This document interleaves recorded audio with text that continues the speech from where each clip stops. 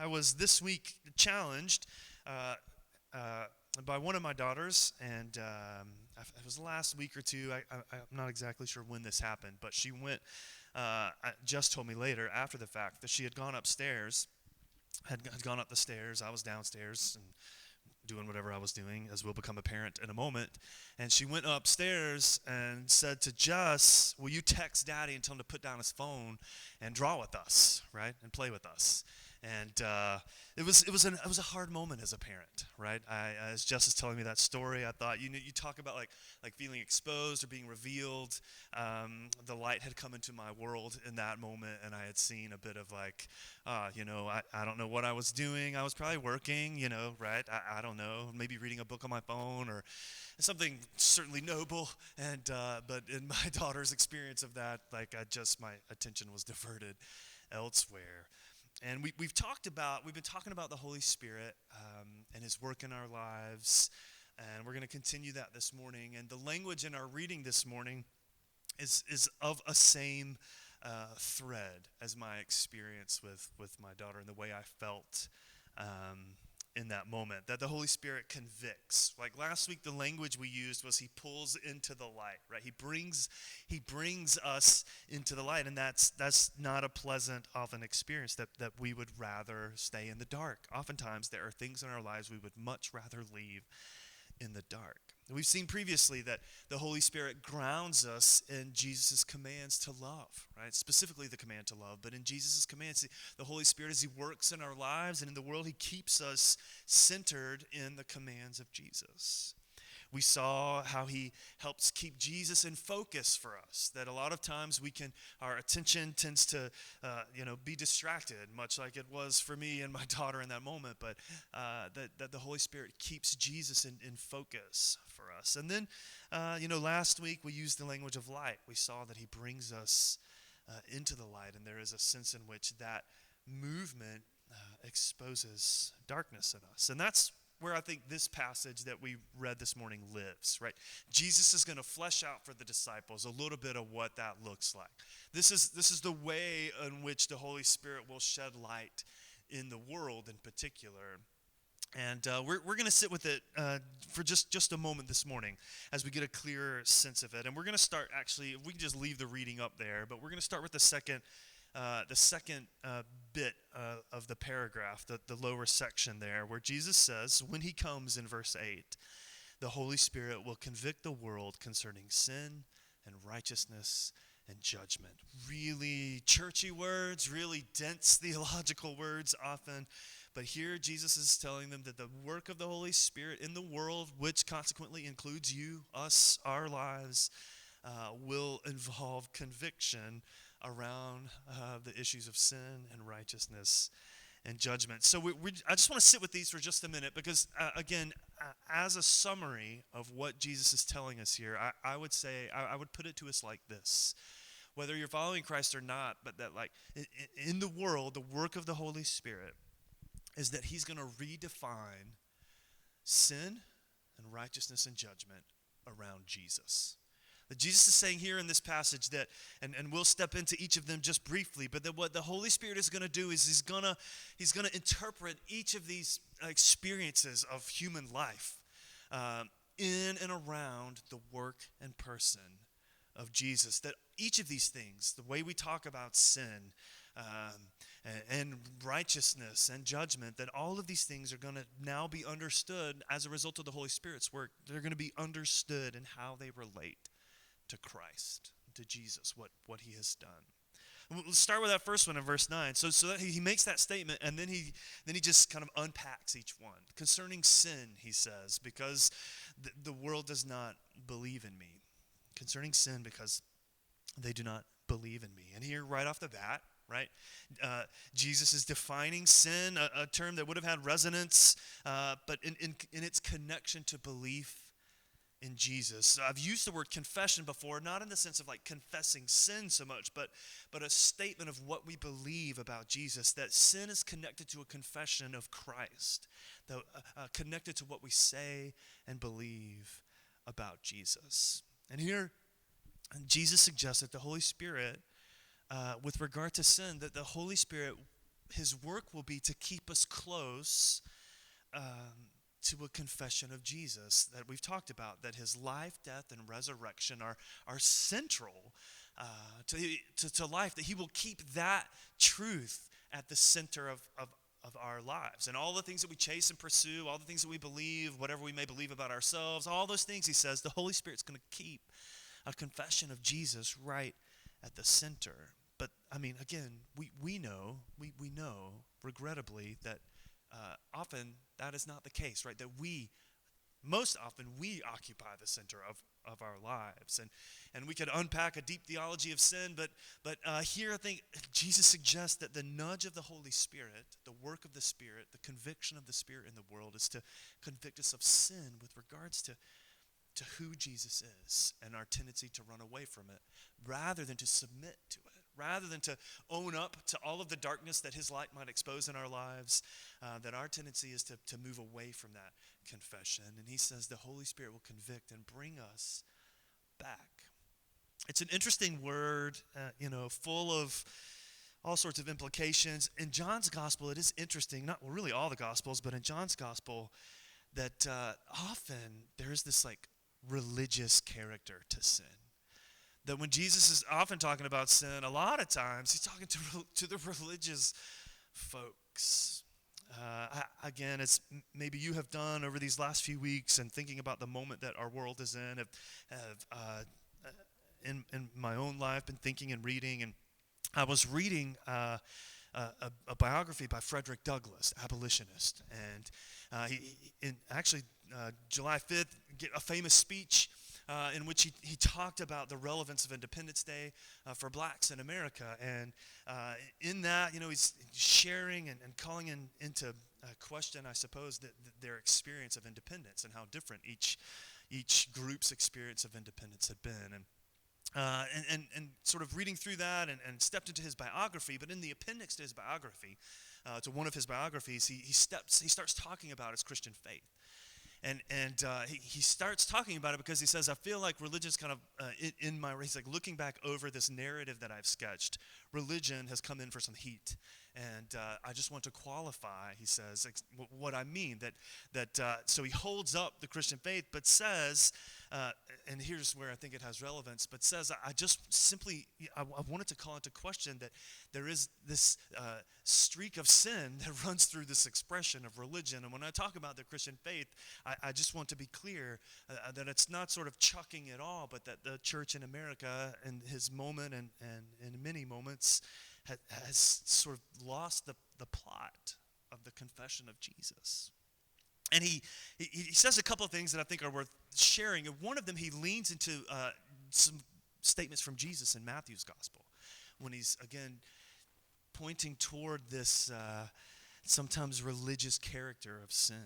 Jesus is talking to religious leaders, and Douglas picks up this language and says, this familiar passage perhaps to many of us, this harsh word of judgment Jesus gives. He says, you're like whitewashed tombs, which indeed appear beautiful outwardly, but within are full of dead men's bones and of all uncleanness. We attend, he says, you attend, again picking up Jesus' words, with pharisaical strictness to the outward forms of religion, and at the same time neglect the weightier matters of the law and judgment and mercy and faith. And then just to be really clear, he says, I just want, again, to be clear that there's a difference between the expression of Christianity in this land, Frederick Douglass says, and the Christianity of Christ. I recognize the widest possible difference. And again, without digging into the particulars, I think what is interesting is what he points up is that sometimes there is this religious character of sin in our lives. And Jesus is going to hint at it here as he steps into talking about righteousness.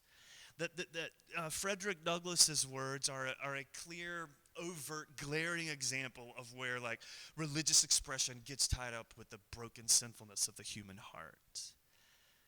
We still feel its effects today, but that move can be a little more subtle. That we can tend to think of sin as kind of something out there, someone else's problem, right? That sin is this kind of external thing, and the Holy Spirit, Jesus tells us here, will work against that move. That it's not just the sins of others, that sin has both a religious and a worldly aspect, that maybe you might say a sacred and a secular expression, that it is the pull of the human heart to move away from the truth of Christ that is in all of us. And Jesus says here that the Holy Spirit is going to reorient our understanding of that, and it's going to find its home in the conflict around the belief in Jesus. It's almost as if he says, when you look at Jesus, this is what this is what you do to righteousness and justice. As you look at the cross, as you see the story of Jesus, this is where sinful hearts will inevitably go. One scholar has said that really when it comes to like sin and its explanation here, that it's not so much that the world's deepest misery and losses is not so much moral imperfection, although that's a part of it, but it's a refusal to allow ourselves, to be called out of that darkness, out of that position, by the one whom God has sent expressly for that purpose. Fancy, scholarly, perhaps, language for the pull in our hearts to just want to live in the dark and to use even our own righteousness to cover it up, which is where Jesus goes next, right? That he says the Holy Spirit's going to expose sin. He's going to keep us close to the confession of Jesus, but he's also going to, in verse 10, concerning righteousness, convict us. Because he says, I go to the Father, and you will see me no longer. Once again, we see the Holy Spirit just reorienting us, pushing us to be honest about sin, about our tendency to hide or cover or stay in the dark with regard to submitting to the confession of Jesus. And now here, not just hiding, but when we don't want to hide in the dark, maybe trying to hide behind our own righteousness. And here he says, righteousness will be redefined, reoriented, find its truest expression and home in Jesus Christ. That the pull in us, he says, again, the implication here is that we tend to think of righteousness as kind of acquiring our own like merit. This is why we deserve. This is why we're different from the world, right? This is that we want to hold up. And this, again, I think is where the subtlety of the previous point finds its expression in our lives. That we can be real religious about our own righteousness because it just helps us feel really good about ourselves. And here Jesus says the Holy Spirit will convict us there, will convict the world there, that reminded that their righteousness leads to nowhere, right? But that righteousness is dependent not on our effort, but on the work of Jesus.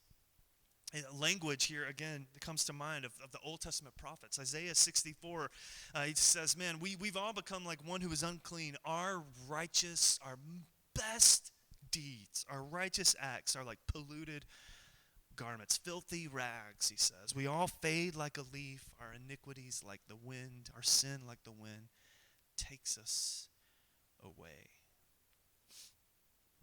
It seems like, again, as I read this passage and think about it, it seems like this has always been true, but this need to sort of show that we are cleaner than we are. But man, I feel like the need to tout our own righteousness has been exponentially amplified online, right? The need to kind of show that this is where I am right and righteous, and this sphere amplifies that pressure, which again a lot of it is full of merit, but so often rooted instead in a need to show and evidence and prove our own righteousness. And Jesus tells the disciples here, I'm going to the Father. Like, what does that have to do with righteousness and my own inadequacy in terms of showing why I deserve or matter or am right or justified? What's an interesting move, and I think what's happening here is Jesus is saying, right, he's headed into the cross and the tomb and then the resurrection. Right, that's the direction all of this is going. When he says, I'm going to the Father, the implication is that when they get to that moment, what they're hearing is like, which means the cross, the tomb, and now to the Father. They don't know it yet, but it's what Jesus is indicating here. And it's as though he is saying that through this move, his going to the Father, it's a vindication. It's a vindication of the Father that whatever the disciples have experienced through their witness of Jesus on the cross and the empty tomb, and now his leaving to be with the Father, that what they see there is an expression of God's glory revealed to the world. God's righteousness made plain to them in a way and in a place and in a manner in which they probably none of us would have anticipated finding its expression. It's as though Jesus says, my leaving will validate for you, will vindicate to you that what you experience in the cross and the tomb is none other than the expression of God's goodness and work and righteousness in the world. That through what I'm about to do, Jesus says, when you see me on the cross, it's almost like kind of unspoken here, like when you see me on the cross, it's not going to make, you're having trouble processing. In the empty tomb, it will be confusing and full of fog for you, but I'm going to the Father in a sense that you will see and understand when I am glorified that all of this has been about God's working of righteousness in a sin-broken world. Not just about defeat, not just about martyrdom, not just about other aspects of maybe Jesus' good moral teaching we want to pick up. But no, he will say, you will see, the Holy Spirit will convict you of the filthiness of your own righteousness in light of what God is doing in and through me. It's a move here that in the same way that our sin kind of gets tied up with religion and religious expression, our righteousness also is always tainted with sin. Self-promotion so often. I mean, it's like they're opposites, sin and righteousness. But here Jesus says the Holy Spirit is going to define each of them in relation to Jesus. They're going to take their shape in relation to the conversation over Jesus, over who he is, his life, death, and resurrection. And the Holy Spirit is going to be the one who works that into your lives and into the world. The light which brings which Jesus brings into the world, he says, the Holy Spirit is going to bring that light true into our hearts and lives. The truth is, we hate the light. We hate it. We saw that last week. Again, we'd rather stand in our own self-righteousness or just kind of hide in the dark. So Jesus finishes here with a kind of a final punch. The Holy Spirit's going to work your understanding of sin and righteousness, but also judgments. Or where all of this is going, he says, because the ruler of the world, of this world, is judged. And again, it's language maybe that's like, what relevance does this have for me in Overland Park? Or as I face COVID and racial tensions and all of the kind of issues in my own life, like what relevance does this have? And you get a sense here where Jesus says all of the struggle, this tension between sin and righteousness and our wrestling with it or denying it or ignoring it, all of it, he says. All that, yes, it's tied to our hearts, but it's tied to the work of evil, specifically the evil one.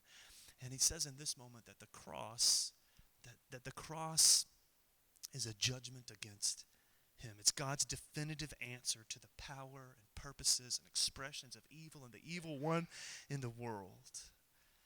And its lingering expression in our world now, Jesus says, something definitive has happened on the cross, in the resurrection, and in my going to the Father. And so he says, he finishes this passage, we didn't read it this morning, with the same note of triumph. He says, so take heart, I have overcome the world.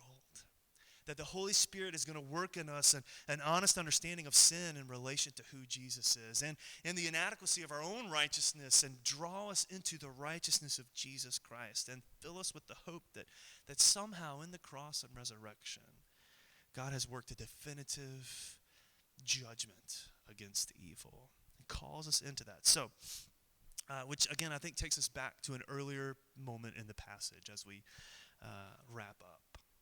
Right, in verse 6, so he's telling them, I'm leaving. I've told you all these things. Life is going to be hard for you and challenging. In previous paragraphs, he's telling them it's not going to be without its persecutions, he says, for this confession. Again, this submission to who Christ is not a popular or easy, often, place for us to go. We don't like the light, he says. But he says, why am I telling you all of these things? And as I tell you these things in verse 6, he says,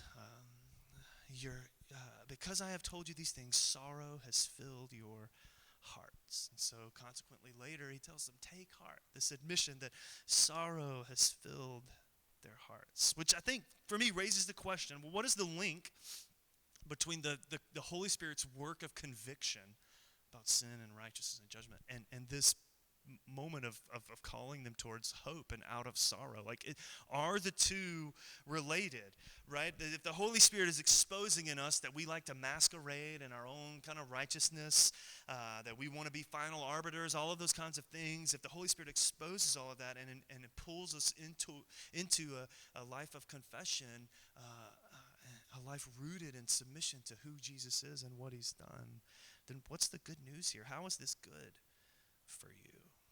How is this good for you? I think you see it in their question there. So where Jesus, or rather Jesus puts a question on their lips. He says, no one is asking me, like, where are you going?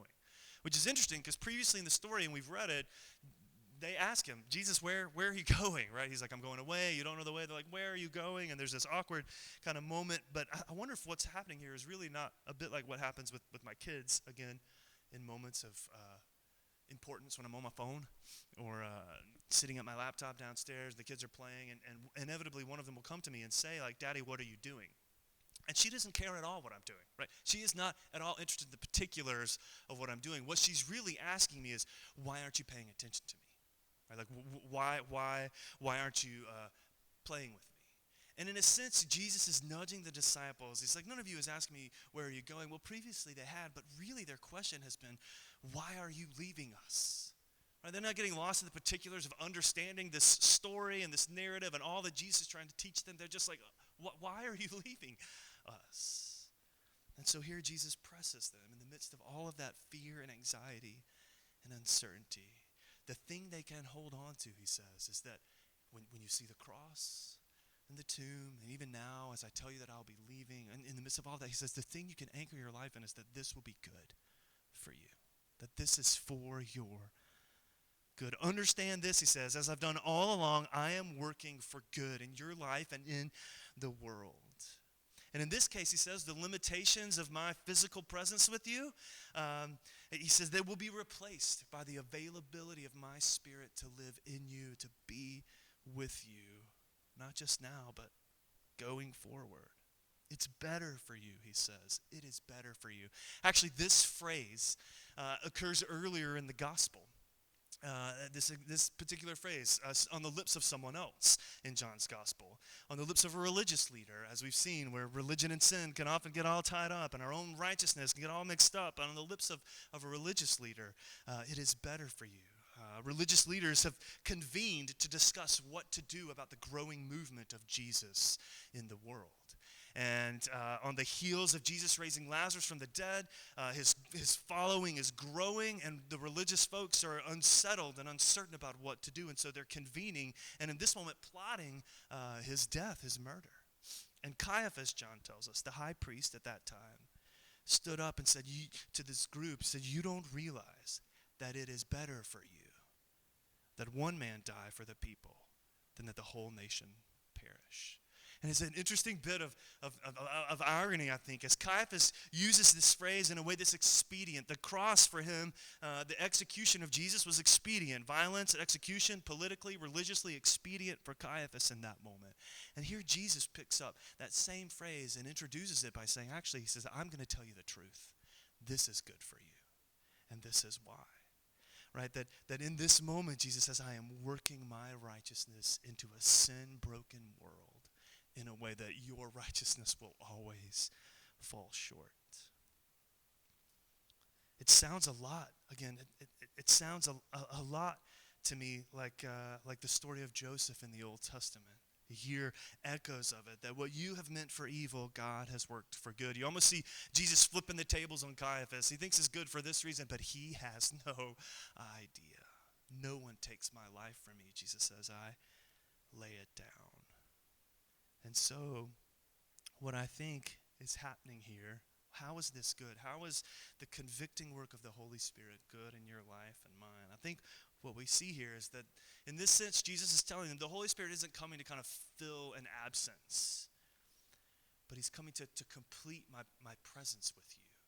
All that I've taught you, what I've called you to take up in your life as you follow me into the command to love, as you pick up my righteousness and lay down your own, that the Holy Spirit doesn't come to kind of fill some absence, but to complete the fullness of Jesus' presence with us. Why is it good that he would expose our sin, that he would strip us of self-righteousness, that he would judge evil and the evil one? Why is that good? Because it's only in that moment, as Jesus works atonement on the cross, that we are then open and able to receive his presence with us. That in this moment, Jesus says, just as I have brought you close to the Father, the Holy Spirit will continue that work of bringing you close. And I think that's an important word, right? We live in a world full of brokenness. We're wearing masks this morning to create distance and separation. Separation seems to define the order of the day. We are separated for all kinds of reasons. It reminded me of a picture. I don't want to be too trivial or casual here, but I got a picture of something I came across this week. This is a theater in Paris, and they were trying to promote social distancing. So as a way to keep people from sitting next to each other, they filled random seats with Minion dolls, right?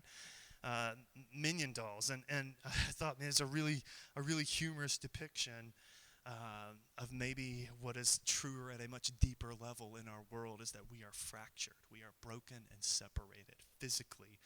COVID has separated us. We're wearing masks and we are distanced and apart. We are divided over race and politics, inside the church, outside the church. Everywhere there is distance and stiff-arming and all of this brokenness. And Jesus, as the Holy Spirit, reveals to us that fracture runs far deeper than we could ever imagine or understand.